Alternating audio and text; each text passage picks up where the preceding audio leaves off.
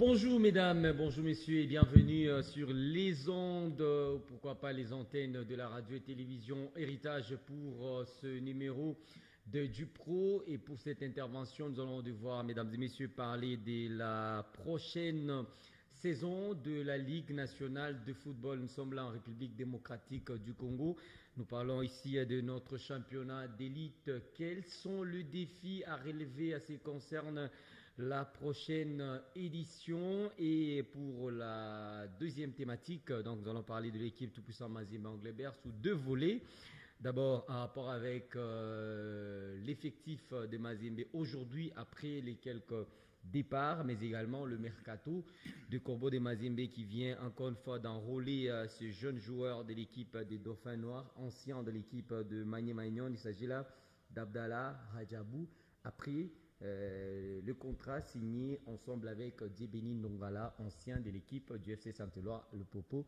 Jean-Claude Sefou, bonjour et bienvenue dans ce mag d'Edipro. Si le combat est inévitable, il faut d'abord frapper, disait Vladimir Poutine. Bonjour cher Marc, bonjour à tous. Nous allons parler avec vous Jean-Claude de la prochaine édition de la Ligue nationale de football. Nous sommes là en République démocratique du Congo, notre championnat d'élite bien sûr. La saison dernière, il y avait ces doubles que moi j'appelle double phase, voulais-je dire classique également, play-off. Et on s'est dit maintenant, pour avoir une prochaine édition meilleure, c'est quoi déjà les défis à relever en rapport avec l'édition 24-25? Ouais, justement, pour moi, pour cette nouvelle saison, je trouve qu'il y a d'énormes défis que je peux les séquencer rapidement. Les premiers et grands défis, d'abord, c'est le maintien du format. Je trouve que le format zonal, ça veut dire répartir les équipes, les 20, les diviser par 2, 10 dans une zone et 10 autres dans une autre zone.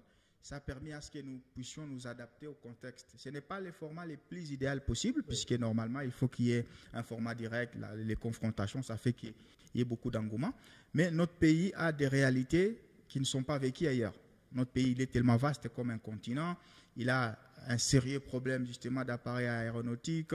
Il y a vraiment la difficulté de rejoindre les deux villes ailleurs. Déjà Kinshasa, des infrastructures et tout. Donc, le format zonal a permis à ce que nous puissions nous adapter. Et je pense que durant les 5 dernières années, je crois, la 29e édition qui vient de finir est la plus meilleure, la plus aboutie, la plus réussie, puisque toutes les équipes ont quand même joué les matchs et on a vu un champion qui aura joué le même nombre de matchs. Ça, c'est le premier défi. Malheureusement, j'apprends que la commission de gestion ne sera pas en assemblée générale, donc je sous-entends que ce silence-là peut faire en sorte qu'on répare sur les mêmes bases, donc on aura les mêmes formats. Ça, c'est le premier défi. Le deuxième défi, c'est la régularité dans l'établissement du calendrier. Il va falloir que cette nouvelle saison, les équipes ne puissent pas avoir des fossés.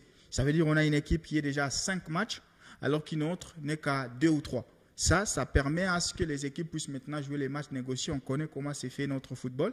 Quand Mazembe a déjà joué presque tous ces matchs, alors que c'est Maniema qui va commencer à refaire son retard, c'est facile pour Maniema de bien calculer que ici je peux faire ça, je peux faire ça.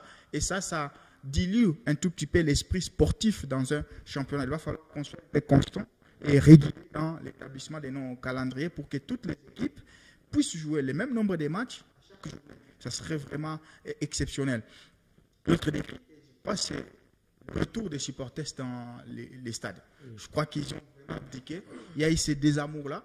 Il y a beaucoup de raisons qui expliquent, notamment les manques de spectacles. Mais certains supporters, c'est aussi parce qu'il n'y a pas une bonne organisation.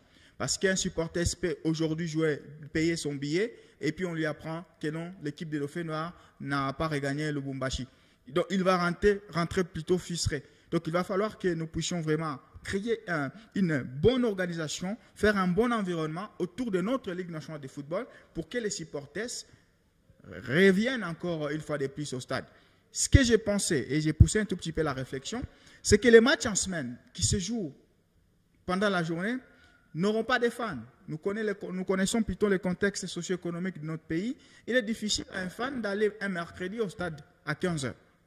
Les Européens, notamment les Anglais ou les Espagnols, jouent la semaine, mais c'est souvent la nuit. Un match du Barça qui peut se jouer lundi, mais c'est à 21h. On sous-entend que quelqu'un aura fait ses occupations durant toute la journée et puis le soir, il fait maintenant ces divertissements-là. Donc, si on peut réfléchir dans le sens à maintenir d'abord nos matchs le week-end, ça dépendra aussi des calendriers des CAF pour nos équipes qui seront engagées. Ça permettra à ce que les gens s'occupent du lundi au vendredi, un samedi à 16h, ils peuvent facilement aller au stade, suivre un match. Et l'autre défi, que je ne peux pas mettre comme un vrai défi, mais c'est quand même un projet. C'est un projet, comme on dit. C'est les sponsors. En fait, les bons et les grands sponsors ne viendront pas à l'état actuel de notre football. Ça veut dire un football qui est complètement un ordre désorganisé.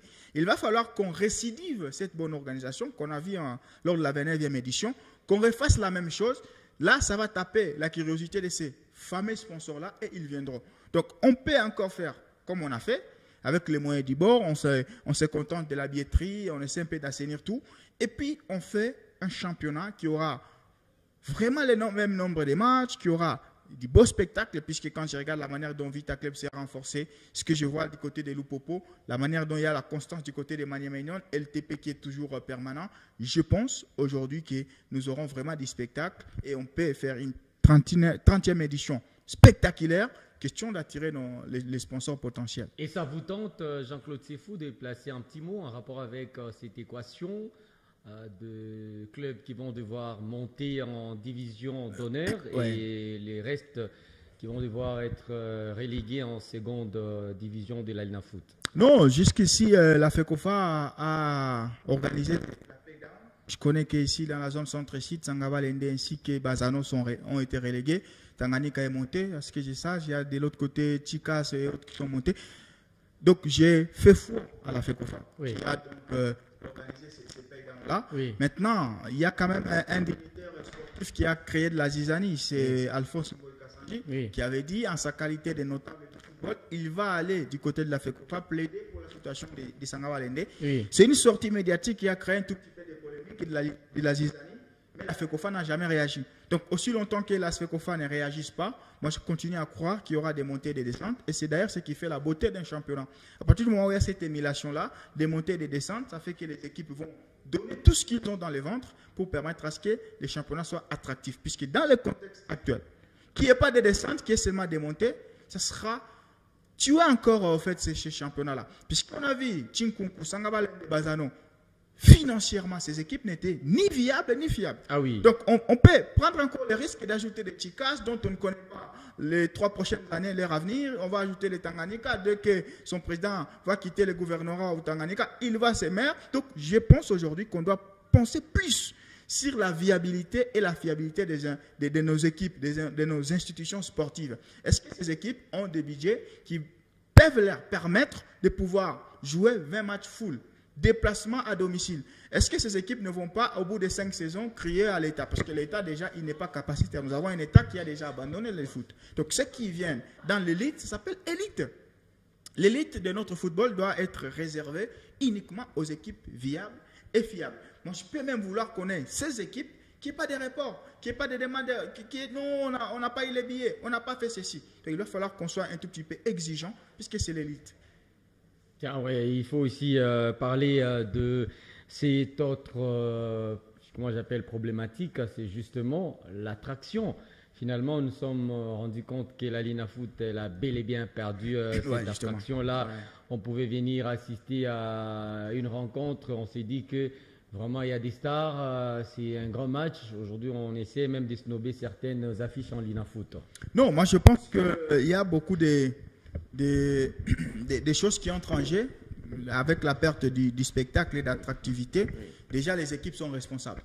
J'ai toujours dit, ça fait 5 ou 6 saisons, en République démocratique du Congo, nous n'avons pas des top players, des joueurs en qui les fans s'identifient, des Trésors Poutou. Il y a des gens qui quittaient leur maison, allaient suivre un entraînement d'ITP juste parce qu'un Poutou va s'entraîner. Juste parce que Mazembe a recruté Singuluma.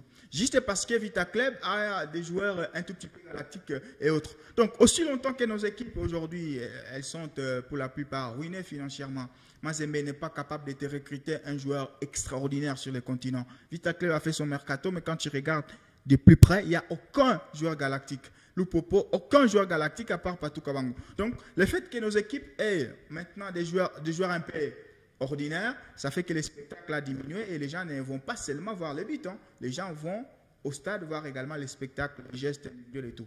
Et puis, il y a la mauvaise organisation. C'est ce que j'ai parlé des reports un tout petit peu inexpliqués. Nous avons une commission de la Linafoot qui, par moment, penche sur un côté que l'autre.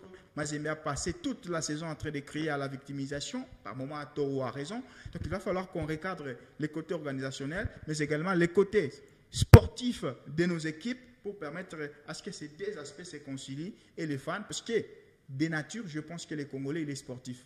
Parce que souvent les gens pensent que le Congolais, il est simplement musical. Non, le Congolais, il est d'abord sportif. Quelle sera l'image de l'équipe tout-puissant Mazembe Anglebert, Jean-Claude Sefou, pour la nouvelle saison de la Ligue nationale de football, sans Mondeko, sans Glody Likonza et également les jeunes Joël Béa? Écoutez, pour le TP Mazembe, je vais être très franc. Très franc, pourquoi? Parce que j'ai suivi les 100% des matchs de Mazembe. Et en Ligue nationale de football, je m'excuse, et en Ligue des Champions. J'ai suivi tous leurs matchs. Là, en libérant les joueurs là, le TP Mazembe va faire un saut dans l'inconnu. Parce qu'on libère chaque leader à chaque ligne. En libérant Kevin Mondeko, les fans vont se satisfaire en disant que non, il fouillait les matchs la saison dernière, on a un Tambwe Kalonji. Attention, Tambwe c'est encore un jeune. Certes, il a du talent. Tambwe profitait du mariage avec Kevin Mondeko pour être ce qu'il a été là durant cette saison. Pourquoi? Parce que Mondeko allait aux abordages. Il laissait Tambwe. Parce que c'est comme ça avec les centraux. Normalement, il doit y avoir un qui reste et il y a un qui monte. Les relances, aller vers l'attaquant, c'était Mondeko qui y allait. Tambwe restait. Maintenant, aujourd'hui, l'équation sera laquelle? Tambwe devrait être le leader. Alors qu'il avait besoin d'un leader, c'est lui qui doit leader maintenant dans cette défense-là. Il va soit être associé par Madouzone dont on connaît toutes les faiblesses, quand il y a Lupopo en face, quand il y a une grande équipe en face, il a marqué un CS et on ne peut pas l'oublier au stade Kibassa. Soit Atibou Radiabou. Atibou Radiabou, depuis qu'il est là, il fait des fulgurances, il n'a jamais fait une saison pleine. Il fait des fulgurances face à la Mélodie et puis il disparaît. Il va faire des fulgurances face à Vita et puis il disparaît. Donc moi je pense qu'en mettant de côté Kevin Mondeko, on oblige à Lamine Dia de pouvoir refaire son projet. Lamine, quand il arrive au TP Mazembe, il trouve un néant total. Il trouve une équipe en commun, en fait. Qu'est-ce qu'il va faire? Il va réatlatiser, en fait, ces joueurs-là. Il va remettre un tout petit peu chacun à sa place. Mais 10 mois plus tard, vous lui dites que non, on perd le capitaine Kevin Mondeko. C'est la même bêtise il parle bêtise sportive, bien sûr. Il ne faut pas l'entendre selon la sémantique des dictionnaires. La bêtise sportive qu'ils font encore, les Anglebertois, c'est de libérer, pas libérer, d'accepter que Likonza parte. Parce que Likonza, jusqu'à nouvel ordre, c'était le leader technique du TP Mazembe. C'est le joueur avec Ibrahima Keita qui ont joué le plus de matchs de Mazembe. Et à l'Inafoot et à Ligue des Champions. C'était les régulateurs. Maintenant là, il part.